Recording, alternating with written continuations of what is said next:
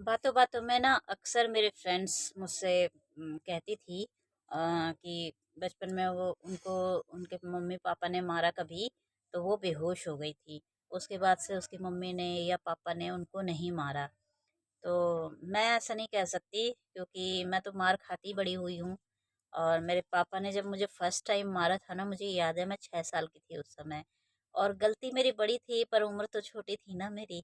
आज के ज़माने में ऐसा नहीं होता है। खैर, आज के ज़माने में बच्चे से कितनी बड़ी सी बड़ी गलती क्यों ना कर दे, पर कोई मारता नहीं है, इतनी बुरी तरह से नहीं मारता जितनी बुरी तरह से मैं मार खाई हूँ। मेरे पापा ने जब मारा था ना मुझे फर्स्ट टाइम, बाटे का जूता था इतना भारी, क्योंकि मैं ही पॉलिश करती थी, मुझे पता है कितना भारी होता है वो। तो उस जूते से मेरे सर सर में मारा था इतनी बुरी तरह से कि ना एकदम सन्नाटा सा हो गया दिमाग में। और ऐसा लग रहा है जैसे टी करके एक बीप सी बजती है ना, वैसे बजा और मुझे कुछ नहीं पता कि क्या हुआ। और जब मेरी आँख खुली ना तो पूरे कमरे में अंधेरा था और मैं सो रही थी, मतलब सो के उठी थी। तो उसको क्या कहेंगे कि मेरे ख्याल बेहोश ही बोलते हैं कि मार खाते वक़्त, मारते वक़्त बेहोश हो गई थी शायद मैं। तो जब मेरी आँख खुली तो बेहोश होगा तो वही होश तो आएगा ही ना।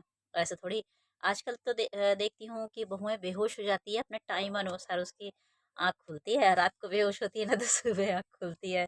पर पहले ऐसा नहीं होता था। पहले सच में अगर फर्स्ट टाइम कोई मार खाया है तो बेहोश हो जाती है। आजकल तो नाटक करती है बहुएँ, काम के डर से या फिर जागने के डर से नाटक करती है कि बेहोशी का नाटक करे, पूरी रात आराम से सोती है और सुबह उठती है।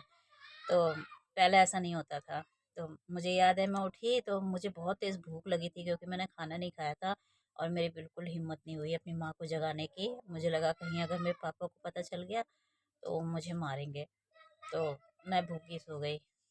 ऐसे बहुत सारे स्टोरी है जो मैं आप लोगों को बताऊँगी कि मैंने कितना स्ट्रगल किया अपनी लाइफ में।